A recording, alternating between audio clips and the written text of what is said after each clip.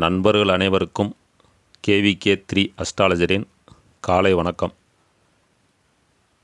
இப்போ IPL 2024 match start ஆகுது. First match 22/3/2024 அன்னைக்கு இரவு 8 மணிக்கு சென்னையில் நடக்குது. ஃபஸ்ட்டு மேட்ச்சில் யார் யார் மோத போகிறான்னா சிஎஸ்கே ஆர்சிபி அந்த டீமும் மோத போகுது.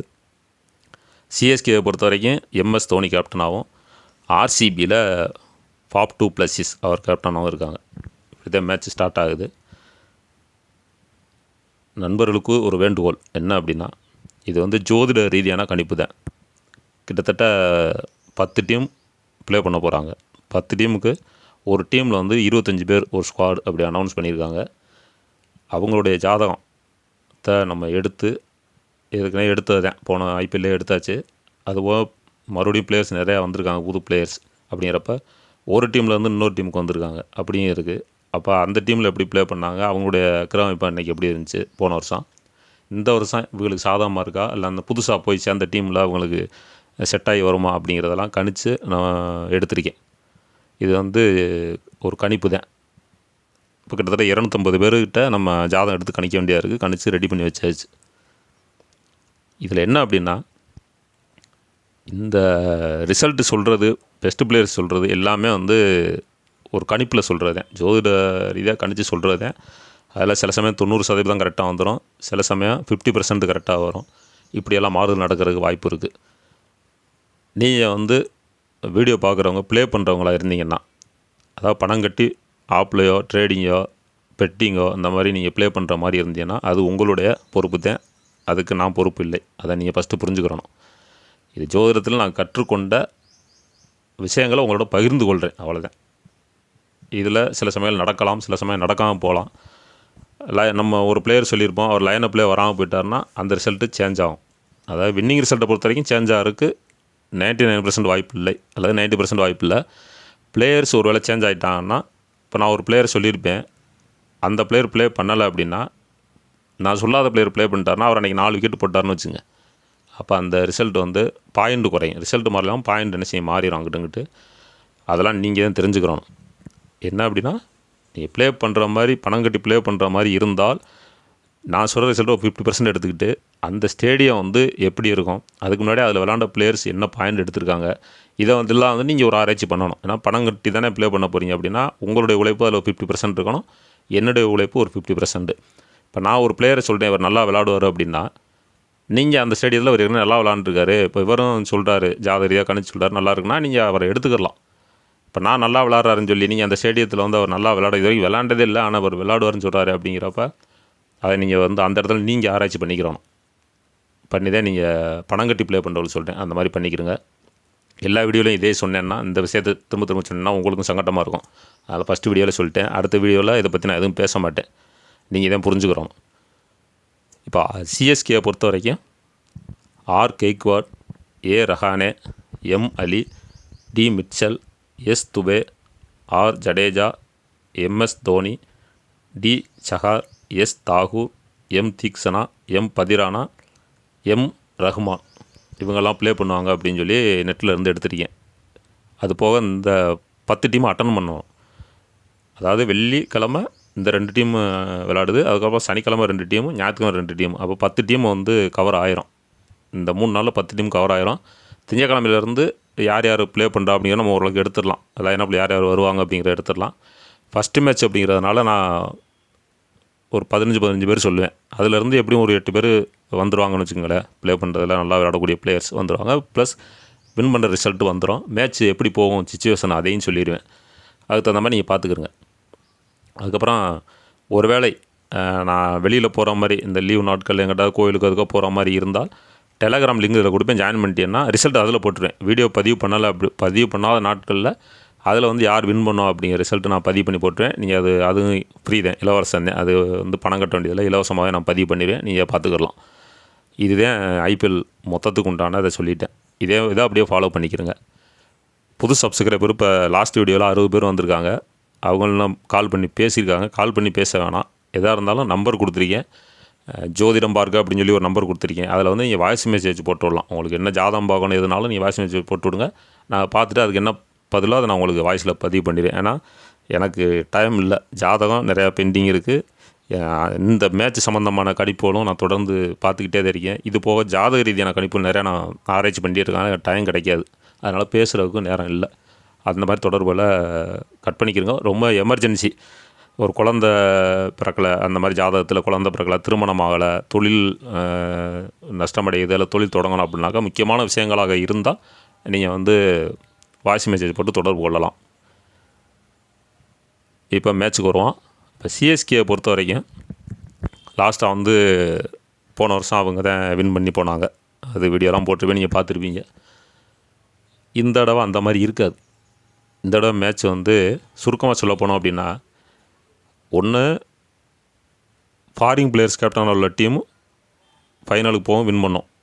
அது இப்போ இந்த ஒரு டீமோட டிசி டீமோட அவர் கேப்டன் இல்லை, டி வார்னர் தான் கேப்டன் அப்படின்னு சொல்லியிருக்காங்க. அது போக ஏற்கனவே நான் லாஸ்ட் வீடியோவில் 2 சொல்லியிருந்தேன், 2 பேர் சொல்லியிருந்தேன் ஒரு டீமில் ஃபாரின் பிளேயர்ஸ். இப்போ இவரையும் சேர்த்தா 3 பேர் ஆயிரும். இந்த 3 டீமில் ஏதோ ஒன்று வரலாம். இன்னொன்று என்னென்னா, இது வரைக்கும் யார் வந்து வின் பண்ணலையோ, அதாவது கோப்பையே வாங்கலை, ஐபிஎல் கோப்பை வாங்கலை அப்படிங்கிறவங்களுக்கு ஒரு வாய்ப்பு இந்த தடவை கிடைக்கும்.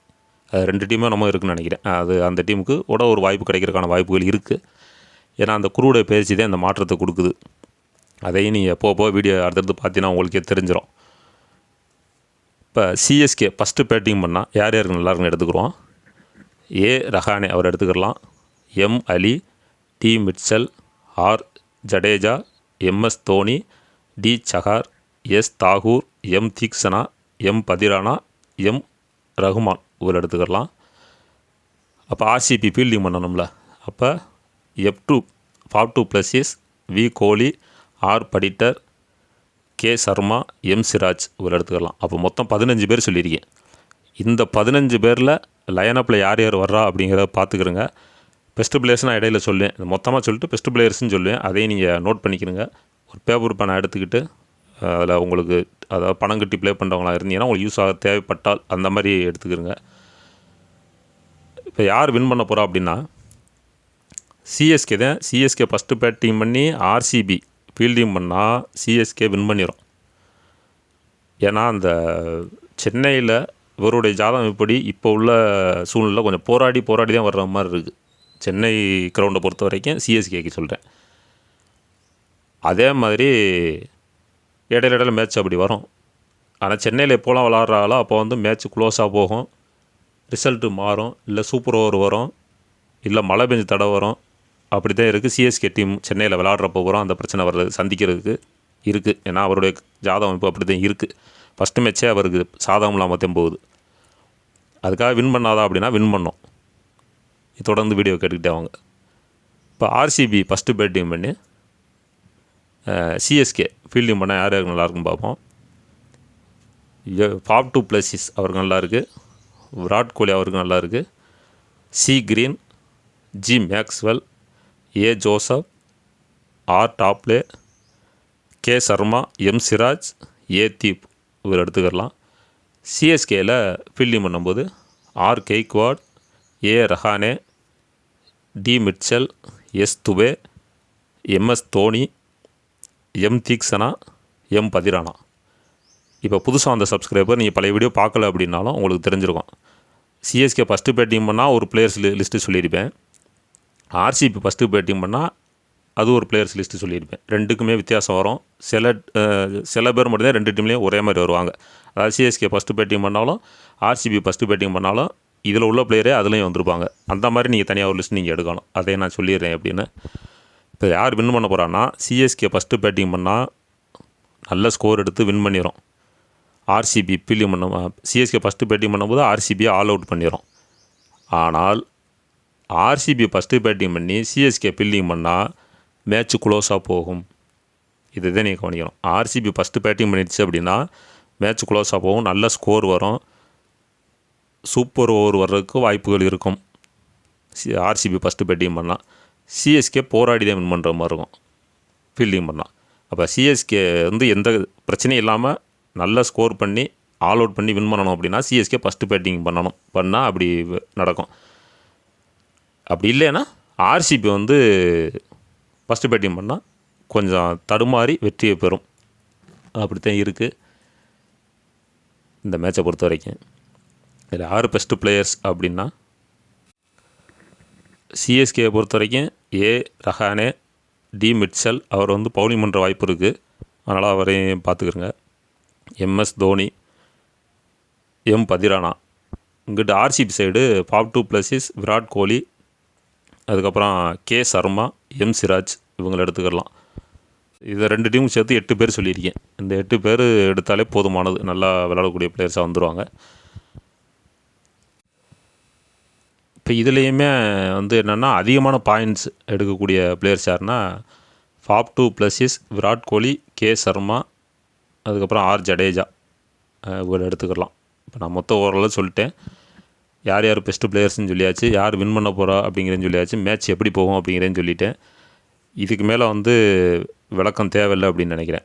ஏன்னா இந்த 10 டீமும் அட்டன் பண்ணட்டும், அதுக்கப்புறம் திங்கக்கிழமையிலேருந்து ஒரு முடிவுக்கு வந்து இன்னும் கொஞ்சம் தெளிவாக பேசலாம். ஏன்னா இப்போ நம்ம சொல்லியிருக்கேன், இதில் பாதி பேரே லைனப்பில் வரல அப்படிங்கிறப்ப கொஞ்சம் ரிசல்ட்டு வின் பண்ணுற ரிசல்ட் மாறாது, கொஞ்சம் பாயிண்ட் சிஸ்டம் கொஞ்சம் மாறுற மாதிரி ஆயிரும். அதனால் ஒரு 10 டீம் அட்டன் பண்ணுற வரைக்கும் கொஞ்சம் பொறுமையாக கேட்டுக்கிட்டே வாங்க. திங்கக்கிழமையிலேருந்து மேட்ச் எப்படி போகுது அப்படிங்கிற பார்த்து அப்புறம் வீடியோ பதிவு பண்ணிக்கிடுவான். இதுக்கு இடையில் நான் அடுத்தடுத்த மேட்ச்சுமே நான் முன்னாடியே பதிவு பண்ணி போட்டுருவேன். 22ஆந்தேதியே கூட அந்த மீதமுள்ள 4 மேட்ச் சாட்டர்டே சண்டே உள்ள மேட்ச் கூட நான் வீடியோ பதிவு பண்ணிடுறேன். தொடர்ந்து ஃபாலோ பண்ணிகிட்டே வாங்க, வீடியோ பாருங்கள், உங்களுடைய நண்பர்கள்ட்ட கொஞ்சம் ரெக்கமெண்ட் பண்ணி சப்ஸ்கிரைப் பண்ண சொல்லுங்கள். அதுதான் நீங்கள் செய்ய வேண்டியது. ஏன்னா நம்ம ஜோடு ரீதியாக கணிச்சு நான் ரிசல்ட் சொல்கிறேன் அப்படின்னா நீங்கள் பதிலுக்கு எனக்கு செய்ய வேண்டியது அதுதான். அப்புறம் இந்த மேட்சை பொறுத்த வரைக்கும் கொஞ்சம் பேட்ஸ்மேனில் யாராவது ஒருத்தர் லேசாக அடிபடுற மாதிரி இருக்கலாம். ஃபாப் டூ ப்ளஸிஸ், விராட் கோலி, ரஹானே இவங்க இந்த மாதிரி பேட்ஸ்மேன் அவங்களுக்கு கொஞ்சம் அடிபட்டு ஒரு 15 நிமிஷம் 20 நிமிஷம் கூட கொஞ்சம் மேட்ச் டிலே ஆகலாம். இது ஒரு கணிப்பு தான். ஏன்னா அவங்க அந்த பேட்ஸ்மேன் அப்படிங்கிறதுல வந்து கிராமப்புல அவங்களுக்குமே நல்லா இல்லை, பேட்டர்ஸுக்கு நல்லா இல்லை அப்படிங்கிற மாதிரி தான் இருக்குது. அது ஒன்றும் பெரிய விஷயம் கிடையாது, லேசாக அடிபட்டுட்டு அப்போ தான் ப்ளே பண்ண ஆரம்பிச்சிடுவாங்க. அப்படி தான் இருக்குது. தொடர்ந்து ஃபாலோ பண்ணிட்டு வாங்க. அடுத்த வீடியோவில் சந்திப்போம். வாழ்க வளமுடன். தேங்க்யூ.